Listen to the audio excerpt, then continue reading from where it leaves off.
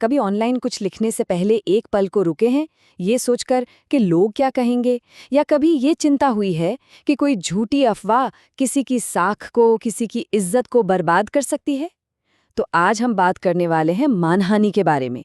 ये वो कानून है जो हमारे नाम और हमारी प्रतिष्ठा की रक्षा करता है, खासकर आज के इस डिजिटल दौर में। तो चलिए सीधे मुद्दे पर आते हैं। क्या वो एक छोटा सा कमेंट, वो शेयर की हुई पोस्ट या कानो कान फैलाई गई कोई अफवाह सच में कानून के खिलाफ जा सकती है? इसका जवाब है हाँ, बिल्कुल जा सकती है। तो आइए समझते हैं कि आखिर कब और कैसे शब्द एक कानूनी मामला बन जाते हैं। तो असल में ये सुरक्षा काम कैसे करती है? चलिए देखते हैं कि कानून किस तरह एक शील्ड यानी एक ढाल बनकर उस चीज की रक्षा करता है जिसे हम सब बहुत कीमती मानते हैं, हमारी प्रतिष्ठा। इसे ऐसे समझिए जैसे हमारा कोई घर होता है या गाड़ी होती है, वैसे ही हमारी प्रतिष्ठा भी होती है। ये एक बहुत ही कीमती संपत्ति है और जानते हैं, कानून इसे बिल्कुल उसी तरह मान्यता देता है और कानूनी सुरक्षा भी देता है। और यही वो बुनियादी आइडिया है जिस पर आज हमारी पूरी बात टिकी हुई है। तो कानून की नज़रों में ये मानहानि है क्या? देखिए, सीधी सी बात है।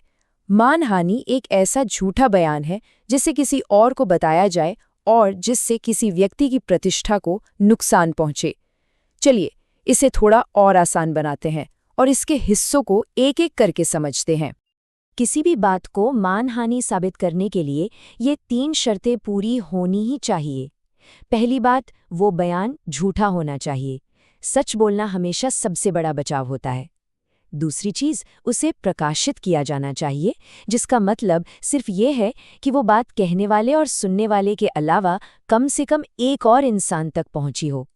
और तीसरी और सबसे ज़रूरी बात, उस बयान से किसी की प्रतिष्ठा को सच में चोट पहुंचनी चाहिए। तो अब जब हमें ये पता चल गया है कि मानहानि क्या होती है, तो सवाल ये उठता है कि ये दिखती कैसी है? मतलब इसके रूप क्या-क्या हैं? क्योंकि ये हमेशा किसी छपे हुए लेख जितना सीधा नहीं होता। आमतौर पर मानहानि को 2 हिस्सों में बांटा जाता है, लिबल और स्लैंडर। लिबल होता है परमानेंट यानी स्थायी, जैसे कोई अखबार का आर्टिकल, ब्लॉग पोस्ट या कोई ट्वीट। और स्लैंडर होता है टेम्पररी यानी अस्थायी, जैसे बोले गए शब्द या कोई इशारा। लेकिन यहाँ एक मज़ेदार बात है, भारत का कानून इस फर्क को बहुत ज्यादा नहीं मानता और दोनों को ही गंभीरता से लेता है। और भारत में तो कहानी और भी दिलचस्प हो जाती है। यहाँ मानहानि सिर्फ एक सिविल मामला नहीं है जिसमें कोई हर जाने के लिए केस कर दे। ये भारतीय दंड संहिता यानी आईपीसी की धारा 499 के तहत एक क्रिमिनल केस, एक आपराधिक मामला भी है। इसका मतलब ये है कि दोषी पाए जाने पर सिर्फ जुर्माना ही नहीं बल्कि जेल भी हो सकती है। ठीक है, तो अब एक बहुत बड़ा सवाल आता है। अदालतें ये तय कैसे करती हैं कि कोई बयान सच में किसी की इज्जत को नुकसान पहुंचा रहा है या नहीं? इसके लिए एक बहुत ही खास कानूनी टेस्ट होता है। देखिए, मामला सिर्फ इस बात का नहीं है कि किसी को बुरा लग गया या उसकी भावनाएं आहत हो गई। कानून का पैमाना इससे कहीं ज्यादा मजबूत है। अदालतें एक खास टेस्ट का इस्तेमाल करती हैं जो एक बहुत पुराने और मशहूर केस सिम बनाम स्ट्रेच से निकला है। इसी से तय होता है कि कोई बात हदों को पार कर रही है या नहीं। इस टेस्ट का निचोड़ बस यही है।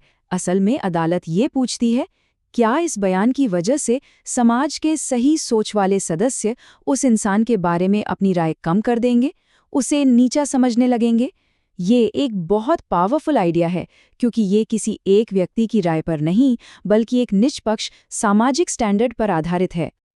आसान शब्दों में कहें तो असली सवाल ये है, क्या कोई आम, समझदार और निष्पक्ष व्यक्ति उस बयान को सुनने के बाद उस इंसान के बारे में पहले से बुरा सोचेगा?